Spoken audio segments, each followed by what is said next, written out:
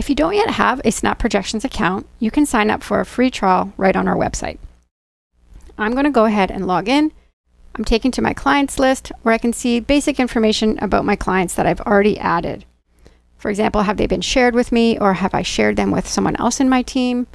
When did I last edit them? When were they created?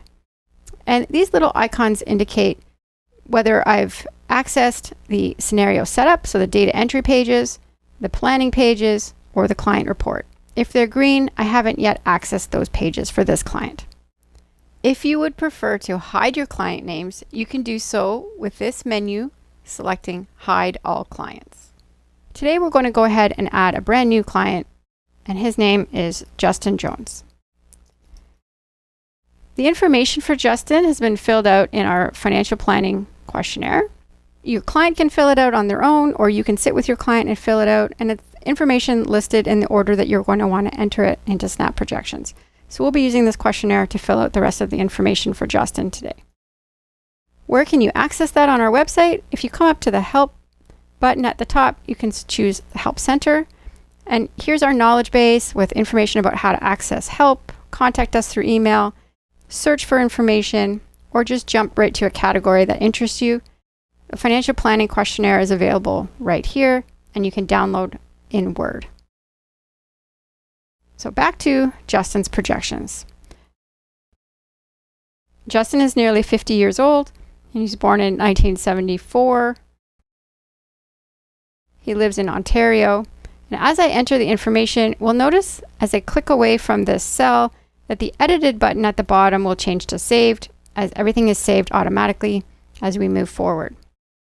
I can use the next button to go to the next page, or I can use the left-hand side menu, which is our scenario setup menu. This is where we're entering all the initial data. I can start the projections in 2024 or next year. Retirement age 65, showing the projections until age 100. Anywhere that I have a question mark, I can hover over to find out more information about that cell. I can use the guidelines from FP Canada. Every year these are released, and we will update the guidelines button here so that you can import that information. So for example, I can click Use Guidelines. That makes sure the inflation rates are set up correctly. And all of these rates of return do not include fees. So I can also adjust them to whatever I would like my defaults to be, and making sure that I subtract any fees from the FP Canada guidelines. So in my case, I'll use 1 and 2.5 and 5.5. Once I've decided on my own defaults, I can choose the button at the bottom to say, save this page for new scenarios. So now going forward, Snap will use your information, these defaults, for new plans. If you're on a previous plan, you can always reset your current page to save settings, or you can go back to the original settings as well. So continuing on the expenses page, we can enter that Justin wants to spend $48,000 a year in retirement after taxes. If I also wanted to add some additional expenses, I can do that using this Add Expense. Here we could enter things like travel or car purchases, what ages those are applicable, and how frequently that it happens. For now, we'll just keep the base expense as everything that he's going to be spending in retirement. Justin has employment income of $100,000 a year. We're going to index that with inflation. So what I can do is just delete the 0% in that cell, and it will default now to inflation. It's employment income that's taxable and RSP eligible, starting from the first year of the projections until the year he turns 64. So until the end of the year he turns 64, because we said his retirement age was 65. You can adjust the exact date of retirement if you wish. We could add additional income such as inheritance or part-time income using this button here. For pensions, we can add defined benefit information with a bridge benefit, meaning the amount is going to be higher before age 65 and then a lower amount after age 65. The next page is the assets page. So we provide you with a default non-registered asset, because we always like to have at least one account where money can be saved if there's surplus cash in the projections. I'm just going to delete this one because we're going to add our own.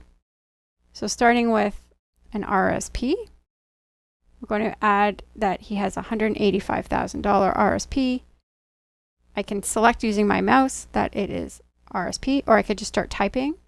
It's R for RSP. What's the asset allocation? So this is going to be a 40% fixed income and 60% equity. So Snap will figure out for me the total rate of return based on those percentages. I can also edit any of these fields here. It's just using my defaults back from the general page. The next asset is going to be a TFSA, and the value is $100,000. And I type T for TFSA and it fills it in for me. Again, 40%, 60%. And you can see that every time I finish filling out these fields, it's automatically saved for me. Non-registered account of non-registered account of $18,000. And again, I can just type N for non-registered. And this one is 100% cash. And the last thing that we want to do is indicate contribution room for our assets. So for TFSA, if I select that at the top, we default to $7,000 of room for 2024. But if they had past room available, you can adjust that here. Next, we have the RSP contribution room. Snap is basing this value on 18% of his employment income. But again, if he has extra room, we can indicate that here. The RSP is being converted to a RIF at the age of 71. So the RIF income will start at 72. Again, this is editable, so you can change that for your own projections. There are other headers here that you could add additional information. We'll deal with those in later sessions. Let's go ahead and add the real asset. Justin's house is $600,000. We're also not going to select any future purchase age because he owns the house already, or a future sale age. So we can just go on to the next page and add his mortgage. He has $90,000 left on his balance of his mortgage at 5%. Again, he already has this mortgage, so there's no future start age. We're choosing to pay the interest and principal. Monthly payment of $900 a month, not tax deductible and linked to his house. Next, we have government benefits.